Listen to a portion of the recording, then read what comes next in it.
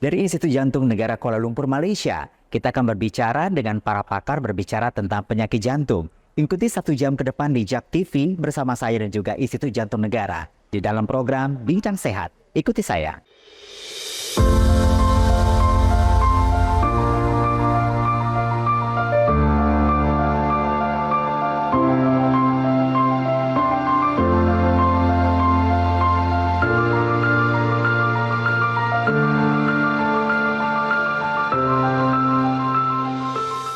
Halo pemirsa JAK TV, senang sekali saya Zaki Yusuf hadir untuk Anda dalam program Bincang Sehat. Kali ini saya langsung dari Kuala Lumpur, Malaysia. Kita akan berbincang selama 1 jam ke depan dalam program Bincang Sehat kita. Sebelum saya perkenalkan siapa narasumber saya, kali ini saya ingin menyampaikan bahwasanya kemajuan pelayanan kesehatan sebuah negara ini menjadi nilai lebih. Di era saat ini, Malaysia ini menjadi salah satu negara yang paling banyak dilirik oleh pasien Indonesia.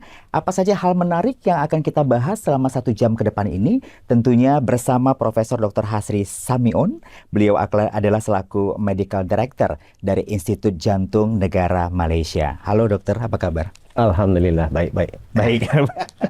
Mungkin kita akan berbicara sedikit bahasa Melayu dan juga dicampur dengan bahasa Indonesia ya dok ya? Ya, Oke ya dok ya? Oke atau bisa? Bisa atau boleh sama aja dok. Baik, dok, saya ingin bertanya, kalau Institut Jantung Negara ini kan mungkin sudah menanganin khusus jantung dewasa ataupun juga jantung anak-anak ya dok ya. Yang ingin saya tanyakan, bisakah dokter ceritakan seperti apa lebihnya lagi berbicara masalah perawatan jantung yang ada di Institut Jantung Negara dok? Wah, ini soalan besar. Apa saja pasien yang mempunyai masalah jantung, apakah jantung bawaan ataupun jantung kemudian ya dewasa itu, spektrum dari yang sekecil di bawah di dalam kandungan sehingga dewasa itu ada. Nah, kalau begini ya, kalau kita mau tahu perkembangan IJN ini sudah lebih 32 tahun yang lalu gitu kan. Memang IJN ini diamanahkan, diberi mandat gitu kan, supaya mengembangkan teknologi perawatan jantung, apakah untuk jantung bawaan atau jantung dewasa ya, yang terkini, dini ya, maksudnya yang terbaru harus dibawa masuk, digunakan untuk manfaat masyarakat di Malaysia tanpa mengira sosioekonominya begitu. Itu satunya, itu penting itu. Yang keduanya, kita juga diberi mandat untuk melatih train supaya ada doktor-doktor baru dilatih dan diperkembangkan keupayaan menangani masalah jantung kardiovaskular ini di seluruh Malaysia. Di seluruh Malaysia. Nah, mungkin ini yang menjadi alasan kita kenapa harus memilih IJN kali ya dok ya. Benar nggak sih? Itu terserah. Apa yang kita tidak, pada kita harus share expertise. Keupayaan kita menangani masalah jantung ini harus dimanfaatkan untuk masyarakat sekitar. Ya. Begitu kan. Memang itu tanggung jawab kami, meningkatkan kebolehan kemampuannya sebaik mungkin ya, dan kita share. Oke. Nah, 168 dokter pakar yang ada di Institut Jantung Negara, ditambah lagi 32 tahun sudah seperti dokter katakan tadi IJN ini berdiri. Saya berpikir sudah cukup banyak manfaat yang bisa diberikan Institut Jantung Negara bagi banyak orang, bahkan harus juga menawarkan manfaat ini bagi pasien yang ada di luar negara, khususnya di Indonesia. Apakah ini sebuah modal yang sudah cukup gitu dok? Kita sudah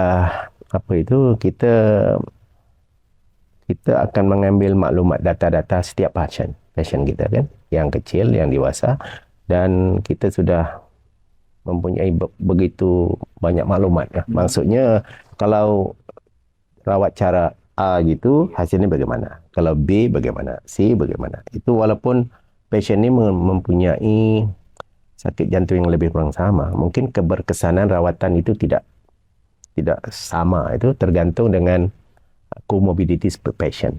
Pesakit itu mempunyai penyakit-penyakit lain yang berbeza. Itu memberi pengaruh dengan outcome juga. Itu ada Ya, pengaruh juga. Dan kita punya patient demografi, maksudnya dia tidak sama dengan di Eropah atau di Amerika begitu.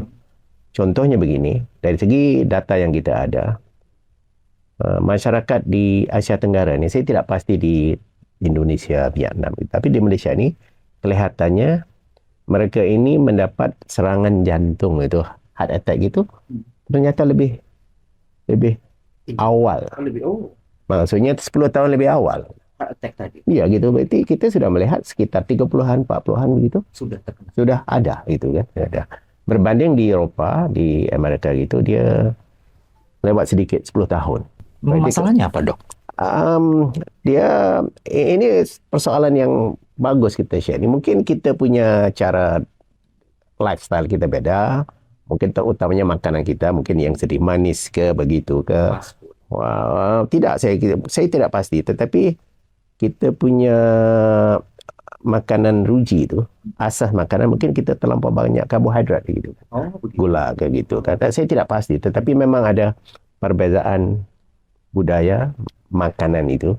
Mungkin itu yang mempengaruhi salah satu kenapa kita mempunyai serangan lebih awal. Oke, baik, heart attack di usia 40 tahun. Saat ini menurut kajian dokter sebenarnya ini sudah terjadi. Mungkin kita berbicara di Malaysia, mungkin tidak jauh berbeda juga di Indonesia. Mungkin heart attack yang lebih cepat atau lebih awal terkena bagi seseorang. Tapi apakah mungkin lifestyle tadi, dokter sempat singgung sedikit tadi, mungkin ada perbedaan antara Eropa dan juga Asia gitu. Lifestyle yang berbeda ini apakah menjadi faktor utama juga? Cepatnya atau lebih awalnya seseorang terkena heart attack tadi, dokter? Saya tidak mempunyai data yang khusus. Kita bisa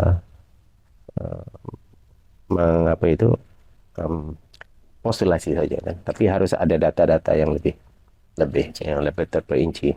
Apa yang kita tahu, contohnya comorbidity ini di masyarakat kita tu lebih. Comorbidity maksudnya penyakit-penyakit lain yang mempengaruhi masalah jantung. Contohnya diabetes. Ya, lepas tu tekanan darah tinggi. Yang ketiganya mungkin masalah-masalah kolesterol itu kan, ya, obesity. Ini kelihatannya negara-negara membangun dia tidak melihat ini penting ya. Oke, dianggap sebagai sebuah penyakit biasa saja. Ini kesehatan bagi gemuk gitu mungkin sehat gitu kan. Tidak lepas kemudiannya bukan budaya kita untuk regular check up preventif itu mungkin tidak. Jadi mengenal pasti awal itu bukan satu budaya kita itu kan. Jadi menyebabkan percentage mereka ini agak tinggi pada umur yang lebih awal banding yang tempat lain. Saya mungkin setuju ketika dokter mengatakan mungkin perbedaan budaya, perbedaan cara pandang tentang sebuah hal sebenarnya itu memang harus diubah. Nah, melakukan medical check up lebih cepat itu ternyata kan lebih baik kan, Dok? Ya, kita berarti screening itu. Screening itu kan mengenal pasti kita ni di mana itu kan. Kalau kita sehat, okey, alhamdulillah, berarti ya teruskan ada dijaga lifestyle yang biasa. Tapi kalau screening itu walaupun contohnya 10% kita dapati dia mempunyai risiko, kemungkinan risiko serangan jantung, diabetesnya, hipertensinya tidak terkawal, kita harus dirawat, diubah lifestyle-nya, makanannya supaya penyakit-penyakit bisa dikawal dan risiko mendapatkan serangan jantung boleh diturunkan begitu. Itu dipanggil cardiovascular risk reduction activity itu. Di ajian kita sudah begini, di ajian ini setelah kita melihat data itu, kita sudah memperkembangkan satu klinik rawat jalan. Maksudnya untuk menangani pasien yang berpotensi untuk mendapatkan serangan jantung. Kita panggil mengurangkan risiko. Dipanggil cardiovascular risk reduction clinic. Dan itu ada di IGN? Ya, ada di sana. Perawatannya ada di sini? Ya, ada. Berarti nanti kadang-kadang untuk kasus tertentu, dia mungkin sudah makan ubat biasa, tetapi responnya tidak bagus. Betul. Jadi mungkin di klinik yang khusus ini, sudah ada tim khusus untuk menangani dengan strategi yang berbeda, yang lebih terkini gitu, lebih canggih gitu. Lebih Ya, canggih. ya itu. Eh, Satu pertanyaan mungkin ini dokter bisa jelaskan secara lebih terperinci nanti berbicara masalah penyakit jantung simpel atau juga penyakit jantung kompleks. Ini perbedaan seperti apa dan apakah seseorang atau pasien itu bisa mengetahui walaupun sebenarnya semuanya itu diketahui kita tetap harus lakukan screening gitu ya dok ya. Seperti apa sih dok?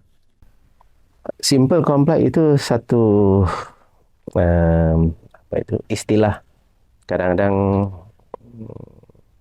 agak agak misnomer, maksudnya itu dari sudut pandang siapa? Patient atau perawat, gitu kan? Kalau satu penyakit itu, contohnya masalah coronary saja, ya. Kalau single vessel disease, ya simple. Pandang patient, ya simple. Pandang perawat, simple. Menangannya mudah, senang itu. Tapi walaupun ada masalah satu coronary, tetapi dia ada komorbid lain. Masalah buah pinggangnya harus dialisis, berat badannya tidak terkawal, kolesterol tidak terkawal. Itu jadi kompleks rawatannya. Begitu. Walaupun jantungnya masalah yang sama. Jadi ini yang kita panggil ada satu sistem, bukan saja di IJN, telah digunakan di tempat lain, kita panggil risk scoring. Kita score. Risk scoring. Dia kita risk stratified patient ini tergolong dari dalam golongan low risk, risiko rendah, moderate risk, pertengahan, atau high risk group. Risiko tinggi. Jadi ini penting sebab perawatannya, pemahamannya, dan juga patient harus tahu dia di kedudukan mana itu. Posisinya. Ya, posisi di mana itu. Jadi kalau ini you are low risk, bermaksud risiko untuk mendapatkan serangan jantung atau itu berapa persen untuk setahun begitu. Kalau high risk, risiko tinggi. Kamu harus itu disiplin ini. Disiplin harus bagus dari segi makanan, lifestyle, rawatan-rawatan penyakit lain yang saya bilang, diabetesnya, kolesterolnya, darah tingginya, yang lain itu harus dikawal dengan lebih rapi gitu. Itu penting ya. Baik, dok, kita harus break dulu. Dan untuk Anda pemirsa Jak TV, Anda jangan kemana-mana, tetap bersama kami dalam program Bincang Sehat.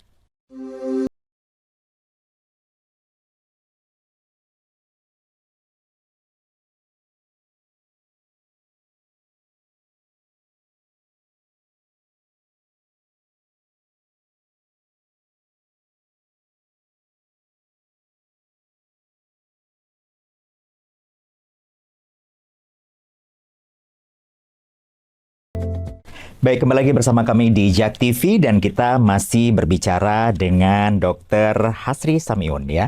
Baik, dok, saya ingin bertanya sebenarnya membedakan Institut Jantung Negara dengan hospital lainnya itu apa sih dok?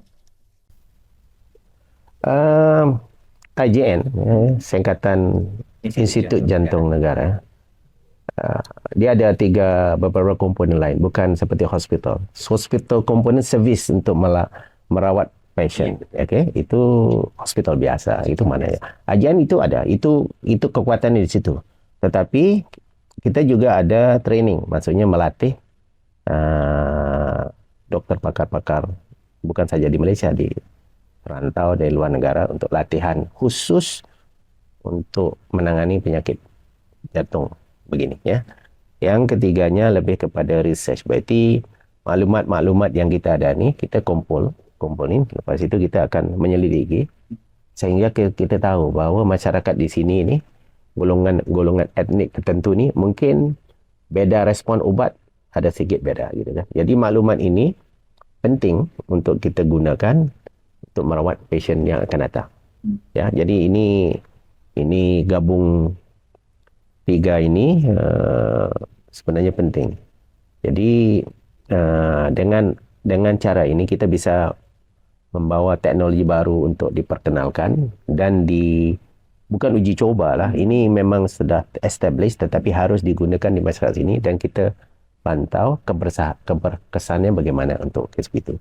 Itu maklumat itu harus kita ambil dan kita pakai ya. Saya kira itu mungkin. Oke, baik, Profesor. Sebenarnya kan tadi ada 3 komponen berbicara tentang Institut Jantung Negara ini sendiri ya. Tapi yang menarik sebenarnya apakah terjadi perubahan pola hidup seseorang di 10 tahun ini? Karena mungkin kan dunia juga sudah berubah. Cara hidup dengan tingginya sosial media juga sudah berubah. Banyak orang sekarang ini lebih mudah terserang yang namanya jantung gitu, Profesor. Apakah ini memang dibahas juga di Institut Jantung Negara? Oh, ada juga dibahas, tapi mungkin menjurus kepada teknologi perawatan terkini, satu yang mana lebih sesuai dan yang mana. Yang kedua, teknik mengurangi risiko pun ada dibahas. Itu selalu dibahas oleh dokter-dokter. Contohnya begini, kalau ada satu pasien A ini agak rumit, kompleks. Untuk cara mana menangani itu lebih baik, optionnya yang mana. Dia tidak bisa hanya satu option. Harus option 1, option 2, option 3 harus dibahaskan. Oleh kerana pasien ini walaupun masalah jantungnya sama dengan yang lain, tapi komorbiditinya lain, risikonya berbeda. Jadi kalau risikonya berbeda, harus cara menangani harus beda juga, supaya kita mendapat keberhasilan yang paling tinggi dan risiko paling rendah. Itu harus dilakukan itu. Dipanggil MDT, Multidisciplinary Team Discussion. Ya, maksudnya kalau pasien ini untuk bedah, tim bedah ini harus bicara dengan teman-teman dia, teknik bagaimana, dan juga berbicara dengan kardiologis, dan juga intensivis, dan juga anesthesiologis. Cara mana yang baik untuk menangani pasien ini supaya hasilnya lebih bagus. Nah, gitu. Dia tidak boleh sama saja, tidak. Kalau yang simple itu mungkin rutin biasa, tapi untuk yang lebih kompleks, yang rumit itu kebanyakan perlu diskusi. Ya.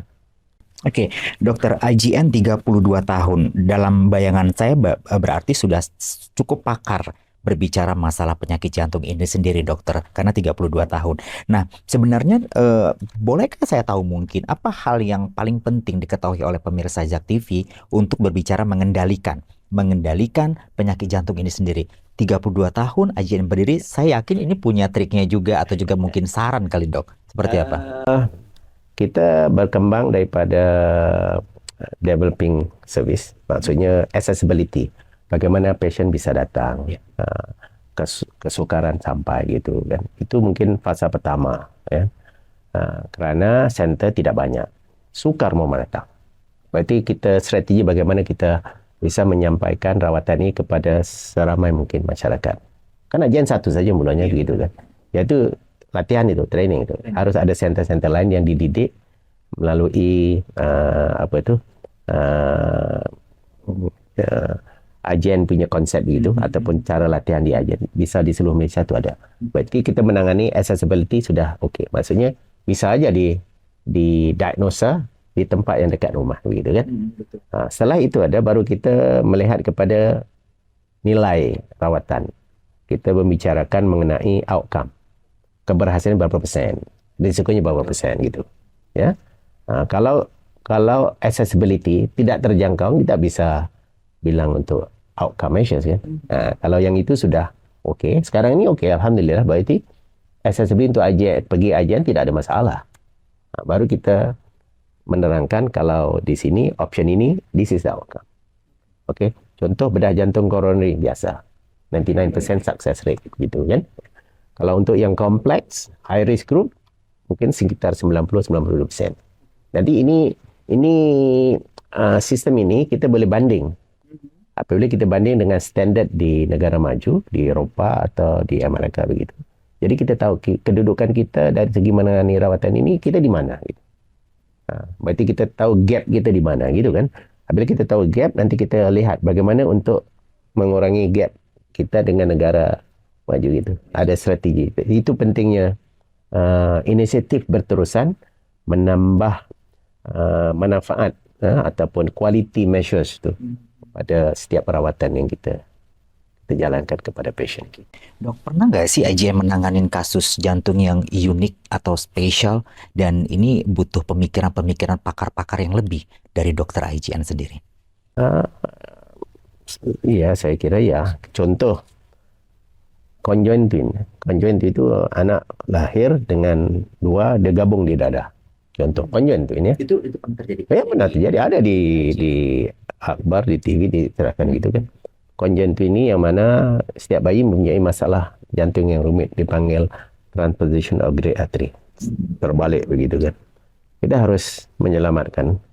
Jadi harus dibicarakan dengan bukan saja pakar bedah jantung, ini pakar jantung, pakar kanak-kanak. Observasinya jadi lebih ya. Oh ya, jadi ini bukan hanya tim IJN, tim dokter di Sabah itu kasus ini dari Sabah gitu. Ya itu.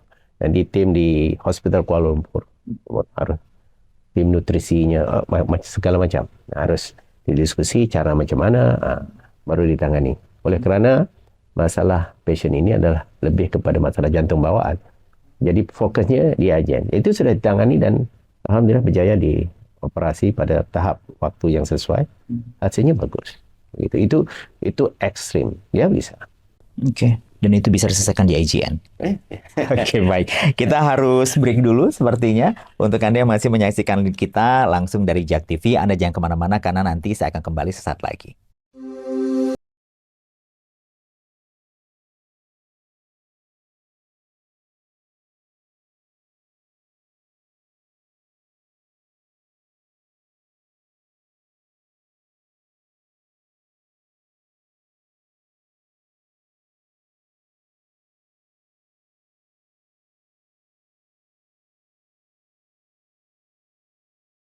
Kembali lagi di JAK TV. Untuk Anda pemirsa JAK TV, saya tentunya masih berbicara dengan narasumber saya yang dari segmen pertama tadi sepertinya sudah cukup banyak menjelaskan tentang seperti apa perawatan-perawatan yang Anda bisa lakukan di Institut Jantung Negara Kuala Lumpur, Malaysia. Tapi masih ada pertanyaan-pertanyaan menarik ya yang ingin saya tanyakan juga. Saya juga mau informasikan kalau untuk Anda yang menyaksikan kita langsung dari JAK TV, butuh informasi yang lebih, bisa ke www.ign.com.my. Baik, kita kembali lagi ke Profesor Dr. Hasri Samion. Beliau adalah selaku Medical Director dari Institut Jantung Negara. Baik, Prof, saya ingin tanya, ketika berbicara masalah penyakit jantung kompleks, apakah yang dimaksud dengan penyakit jantung kompleks itu seseorang yang sudah memiliki penyakit sertaan ya atau bawaan seperti diabetesnya juga sudah ada, darah tingginya juga sudah ada, ditambah lagi penyakit-penyakit lainnya juga sudah ada. Apakah ini dinyatakan penyakit jantung kompleks yang butuh rawatan secara lebih? Jadi ada dua ini ya.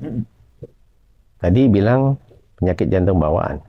Bawaan dengan sakit jantung yang ada masalah diabetes itu lain. Itu beda. Beda. Bawaan itu maksudnya sudah ada sejak lahir. Nah, gitu kan. Itu bisa simple, bisa kompleks. Yang jantung bawaan itu bisa simpel, bisa kompleks. Sesuai usianya. Tidak, sejak lahir sudah ada itu. Nah, maksudnya contohnya, kalau itu lubang saja. Lubang antara pompa kiri kanan, itu simple. PDA antara urat yang tidak mengecut antara salur darah aorta dengan pulmonary artery, itu simple. Kan? Tapi itu kalau dindingnya ada lubang, salur darahnya menyempit. Pompanya 2 jadi 1, itu kompleks. Itu kompleks ya. Itu penanganannya itu tidak mudah. Tapi bisa dilakukan dengan beberapa strategi, beberapa teknik tertentu pada waktu-waktu umur pasien itu tertentu begitu. Ya, itu untuk bawaan ya. Yang dewasa itu yang jadi kompleksnya ketika bergantung dengan satu penyakit ini, jantungnya satu, yang keduanya yang kamu bilang itu apa? Diabetesnya itu dengan hypertensionnya, dengan kolesterolnya, obesitinya, itu mempengaruh kerumitan penyakit itu untuk dirawat. Oke, baik, itu menjadi poin yang menyusahkan jadinya ya, dan membutuhkan waktu yang lebih lama untuk merawatnya. Satu, untuk perawatnya, untuk menstabilkan, nak bagi itu lama. Untuk pasiennya sendiri untuk memahami pentingnya dia itu dengan risiko yang berbeda, itu lagi penting itu. Baik, Dok, ada sebagian dari pasien itu ketergantungan mengkonsumsi yang namanya obat penyakit jantung. Nah, yang ingin saya tanya sebenarnya, apakah kondisi pasien itu sama dalam hal mengkonsumsi obatnya? Ada yang bisa ketergantungan, atau mungkin hanya dengan perawatan-perawatan yang tidak perlu menggunakan obat, mereka sudah selesai. Itu terjadi nggak atau berbeda-beda nggak, Dok, bagi setiap orang? Memang berbeda tergantung dengan penyakitnya begitu. Contohnya kalau mempunyai masalah salur darah koronari itu sumbat gitu kan. Itu kan dirawat, dibuka penyempitannya itu secara umum ya selesai. Tetapi harus dikonsumsi obat supaya tidak kembali menyumbat. Itu nggak bisa diberhenti obatnya itu. Itu sepanjang Iya, masa ya mungkin harus konsumsi itu. iya, ataupun ditambah karena apabila meningkat usia ada komorbiditi lain, penyakit-penyakit lain, untuk mengurangi risiko harus dikawal. Contohnya ada masalah jantung koronari umur 50. Diabetesnya mungkin nggak perlu makan obat. Iya, Diet betul. kontrol sudah oke. Oke. Nanti sudah 60, wah makan obat nggak cukup. Maksudnya diet kontrol nggak cukup, harus makan obat. Kemudian 5 tahun kemudian, wah ada pula darah tinggi, makan obat lagi. Jadi biasanya begitu ya. Jadi apabila kita mau meningkat, biasanya keperluannya akan meningkat. Tetapi kalau kita kawal dengan bagus, risiko untuk begitu tuh bisa diperlahankan, Bisa dicegah atau diturunkan gitu, diperlahankan gitu kan, ya gitu. Baik, 168 dokter pakar yang ada di Institut Jantung Negara. Sebenarnya dokter-dokter pakar ini sebenarnya pakar di bidang khusus penyakit jantung, bidang-bidang specialty apa aja sebenarnya dok yang ada di IGN ini sendiri? Asasnya mereka ini adalah pakar dokter pakar jantung. Ya, jadi kemudian dia mengkhusus dari bidang-bidang tertentu mengenai struktur anatomi jantung. Contohnya mungkin pakar dari segi masalah pompa, cardiomyopathy, heart failure. Itu khusus. Okay, dia harus mengkhusus, mengawal berbeda. Ada yang dia mengkhusus kepada rentak jantung, aritmia jantung, gitu kan. Bagaimana mengawalnya, bagaimana mematikan sumber aritmia itu, ablasi ke apa gitu kan. Itu harus khusus juga itu. Asalnya dia harus pakar jantung, tetapi harus mengkhusus lagi. Ya, begitu. Specialnya. Iya, special. Lepas itu intervention. Maksudnya itu menangani, merawat cara tanpa bedah. Itu harus khusus. Begitu. Lagi satu, intervensi untuk struktur jantung, structural heart disease. Contohnya, kalau katup injap itu rosak, pada biasanya dulu harus diganti dengan bedah. Mungkin ini sesuai untuk pasien yang sehat, yang umur tidak begitu lanjut. Okey, risikonya acceptable. Tetapi kalau sudah umur lanjut, risiko bedahnya tinggi. Kita harus alternatif lain. Itu yang panggil structural intervention. Berarti dirawat melalui teknik tanpa bedah. Teknik tanpa bedah. Oke, baik. Ini sudah ada beberapa penjelasan sebenarnya bicara masalah kekhasan atau kekhususan dari dokter-dokter yang ada di IGN ya dok ya. Baik, saya ingin berbicara masalah pola hidup atau lifestyle sebenarnya dok. Jadi kalau kita lihat sekarang ini kan orang muda itu cara bekerjanya sudah berubah. Begitu ya dok ya. Mungkin berbeda dari 10 atau juga 15 tahun yang lalu. Seiring dengan semakin meningkatnya sosial media yang berkembang saat ini, orang bisa mendapatkan informasi tentang apa saja secara sendiri, secara baik gitu loh. Tapi kan tetap harus dikawal. Karena informasi yang tidak benar, khususnya berbicara masalah penyakit jantung ini kan memang benar-benar harus kita kawal gitu dok. Dan pertanyaan saya, dengan berubahnya zaman, berubahnya generasi, apakah ini mengakibatkan penyakit jantung lebih mudah dialamin oleh orang saat ini? Dengan mungkin cara mereka itu lebih banyak bermain games karena seiring dengan waktu yang cukup perubahan zaman sekarang sehingga mereka jadinya lebih sering begadang di usia muda. Apakah ada faktor di belakang harinya dok? Beberapa faktor yang diketahui mempengaruhi penyakit jantung ini adalah yang itu diabetes, hipertensi, kegemukan, high cholesterol, stressful gitu kan. Jadi berbeda sekarang ini, kalau anak muda mungkin lebih stres. Itu pengaruh itu akan memberi kesan juga ya. Mungkin dulu mengenai kegemukan atau high cholesterol makanan fast food itu tidak rutin. Sekarang sudah rutin. Mungkin itu akan jadi mempengaruhi risiko juga ya. Jadi maksudnya setiap generasi itu mempunyai tahap-tahap, sama ada yang baik atau yang buruk gitu kan. Jadi kalau kita fokus kepada yang menambah risiko, itu harus diinformasikan kepada masyarakat bahwa harus dihindari begitu ataupun diperbaiki, dikurangi lah itu. Smoking mungkin dulu rutin smoking itu kan, tapi alhamdulillah di Malaysia ini saya kadar merokok kalangan anak muda secara masyarakat sudah sedikit menurun, itu yang bagus gitu kan. Apakah pernah dokter tahu kalau sekarang cara merokok, mungkin saya bilang di Indonesia ya, sudah berganti, vape mungkin. Nah, apakah ini juga bisa menjadi faktor penyumbang di kedepan harinya bagi orang-orang muda yang sekarang gaya merokok atau trennya itu beralih dari rokok yang biasa itu ke vape? Tapi nanti dokter jawab. Kita harus break dulu. Anda yang menyaksikan kita langsung dari JAK TV, Anda jangan kemana-mana karena saya akan kembali sesaat lagi.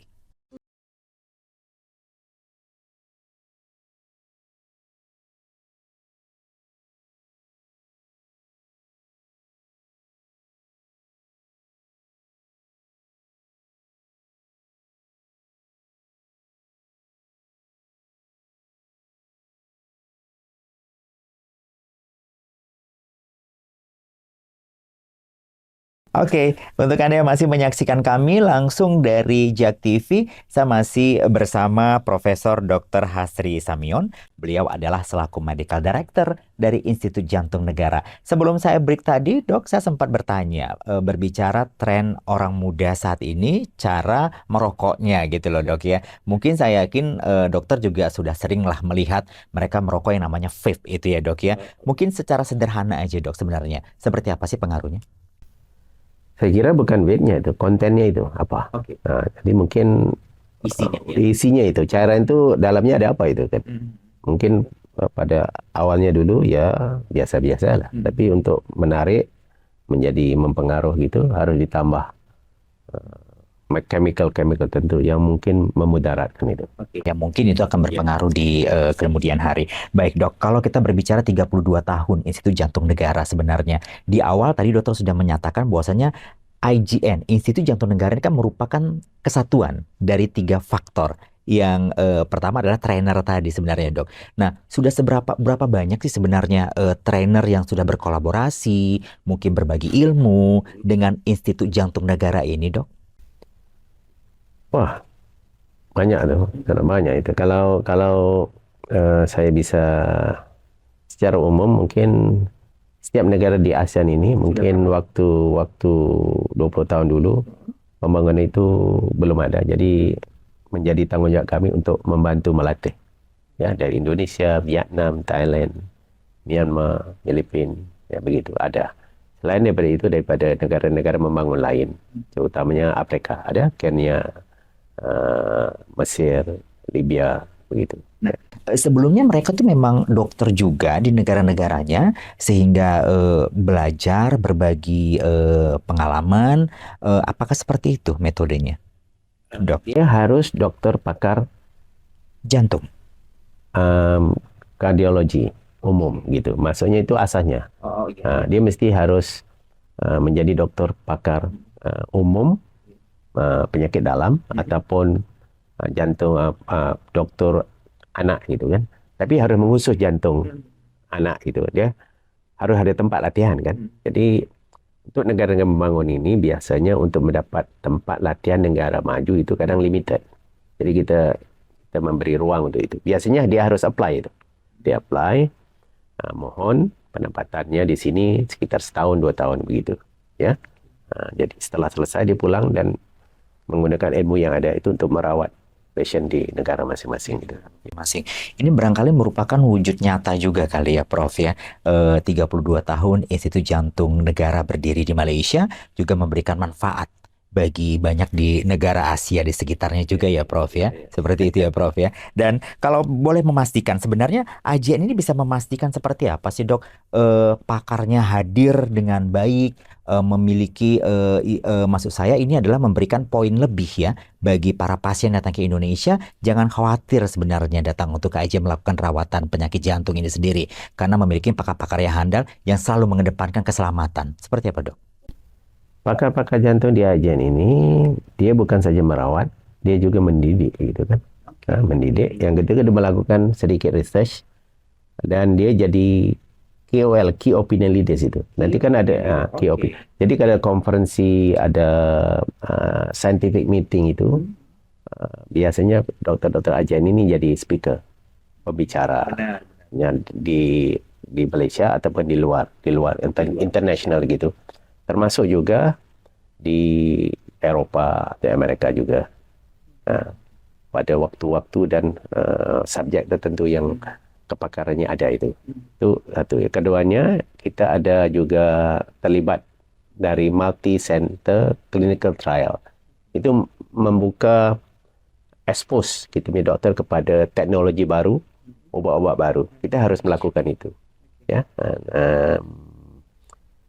Ya, itu saya kira penting untuk diteruskan untuk semua pakar ajian. Ya baik, Dok. Saat ini saya ingin tahu juga seberapa ramai sebenarnya masyarakat Indonesia datang ke IGN itu untuk melakukan rawatan penyakit jantung sampai dengan saat ini, Dok. Saya tidak pasti banyak. Saya kira tidak begitu, presentasinya mungkin tidak banyak. Tetapi oleh kerana 1 tahun kita merawat hampir berapa ribu, ratus ribu gitu kan, mungkin ya sekitar 3.000 pasien. 3.000, 5.000 gitu. Ya, kalau 3.000, 5.000 itu berbanding keseluruhan 1 tahun itu 200, 300.000, mungkin ya sekitar 1% gitu. Oke, baik. Kita juga mau informasikan untuk Anda yang membutuhkan informasi secara lebih lanjut tentang IGN, Anda bisa kunjungin www.ign.com.my.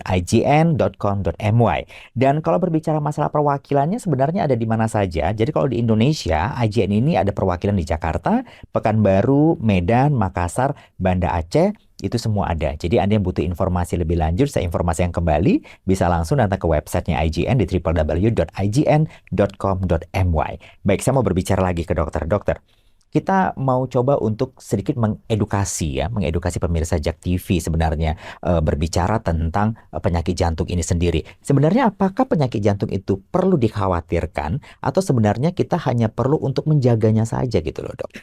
Gimana sih, Dok? Satu soalan yang bagus ini sebenarnya kan. Kalau penyakit jantung ini, kalau kamu sudah dapat serangan jantung, sudah terlambat itu. Kalau sudah heart attack, Itu sudah terlambat. berarti damage sudah berlaku.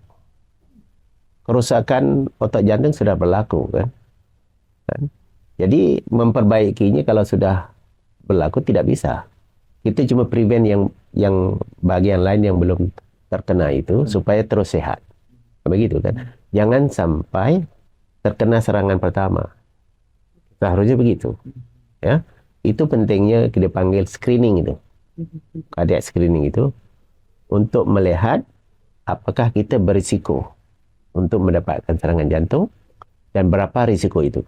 Screening yang dilakukan di IGN ini memang ternyata bisa mendeteksi persentase apakah kemungkinan kita bisa terserang tadi, Dok, ya?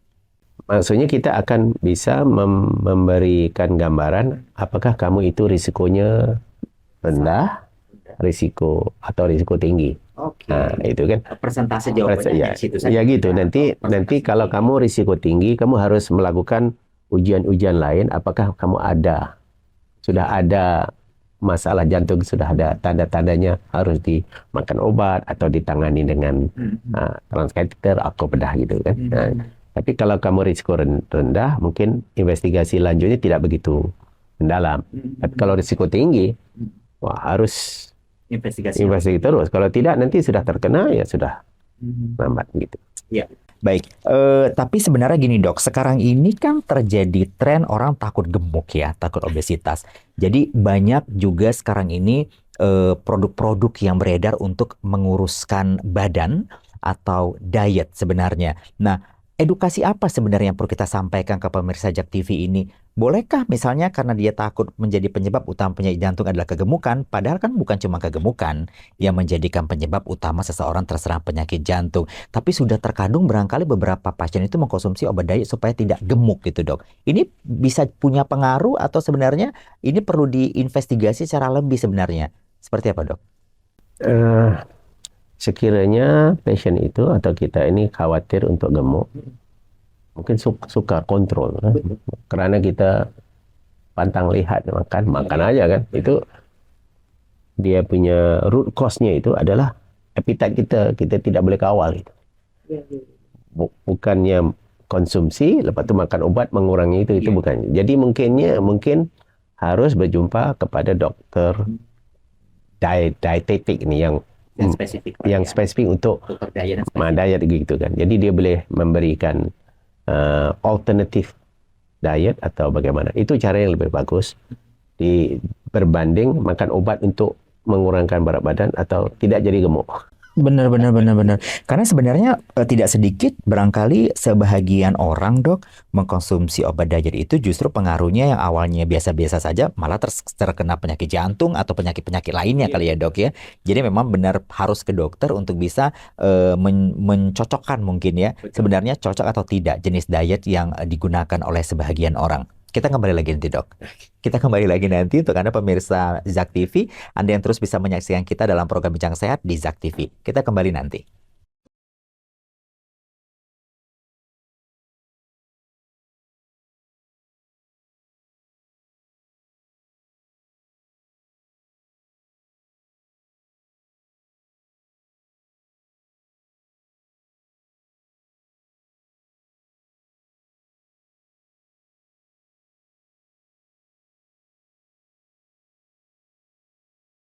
Dok, pencapaian apa sih sebenarnya yang sudah dicapai oleh Institut Jantung Negara? Kita tahu 32 tahun Institut Jantung Negara berdiri ini, apa saja pencapaian yang sudah dicapai, Dok? Banyak pencapaian. Mungkin saya mau kongsi dari segi penerapan standard perawatan dari aspek patient care, quality, begitu. Ada dua yang memang itu menjadi ukuran. Satu, MSGH. Itu Malaysian Standard. Begitu. Lagi satu, International Benchmark Standard. AJN sudah mencapai akreditasi JCI. JCI itu Joint Commission International. Ini badan yang memberikan taraf untuk di luar Amerika itu dipakai JCI. Gitu. Kita sudah cycle kelima pada mulai tahun 2009 kalau tidak salah. Setiap 3 tahun begitu harus di upgrade nilainya itu dengan standard baru, dan kita harus lulus itu. Standard ini lebih menekankan kepada quality of service, quality service dan juga yang berhubung kait begitu patient care itu ya.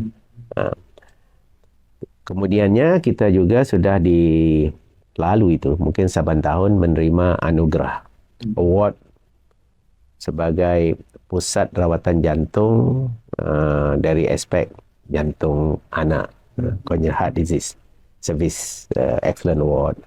Kita juga untuk rawatan dewasa dan juga pembedahan begitu. Ini dari aspek di Selantau Asia Pasifik tentunya, bahwa AJA ini salah satu penerimanya khusus untuk perawatan jantung begitu. Spesial untuk perawatan jantung. Iya, betul. Oke, nah jadi memang bukan sebuah penghargaan yang sembarangan juga ya, Prof ya sebenarnya ya, yang sudah diraih oleh Institut Jantung Negara. Dan yang ingin saya tanyakan juga, Prof, sebenarnya kalau pencapaiannya juga sudah cukup banyak yang dilakukan oleh IJN sendiri dan juga telah memberikan banyak manfaat juga bagi negara-negara tetangga, karena tidak sedikit pasien Indonesia saat ini melakukan perawatan jantungnya itu di sini gitu loh, Prof ya, di Institut Jantung Negara. Dan banyak hal yang mereka rasakan yang cukup perbedaannya ketika mendapatkan perawatan jantung yang lebih baik yang dilakukan oleh IJN sendiri.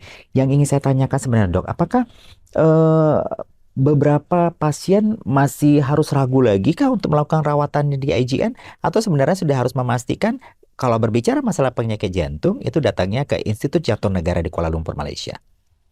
Begini, kita melalui maklumat data kita bisa prediksi. Contohnya kalau bypass surgery, coronary itu kan, yang simple, yang biasa itu kita bicara mengenai outcome, keberhasilan. Mungkin 99% itu kan, keberhasilan. Risiko less than 1%, begitu kan. Itu yang simple, yang low risk. Dan itu keberhasilannya bisa diukur ya? Iya, begitu. Itu memang kita koleksi itu. Itu kumpul itu, maklumat itu. Tiap hari dalam sistem di key in semua itu, setiap bulan kita tahu, setiap tahun kita tahu. Kelihatannya tiap tahun itu harus meningkat. Oke, gitu. artinya itu sudah cukup menjawab. Kenapa harus datang ke IJN? Benar nggak sih? Itu pada kami itu harus share supaya itu em, perasaan ragu-ragu itu harus kita buktikan dengan maklumat gitu. Iya, Ya, iya. kita tidak menggunakan Betul. wah kita bagus, tapi datanya mana? Betul. Yang ini data ada ini, data ini dan harus di-share supaya manfaatnya kita kunci sama itu.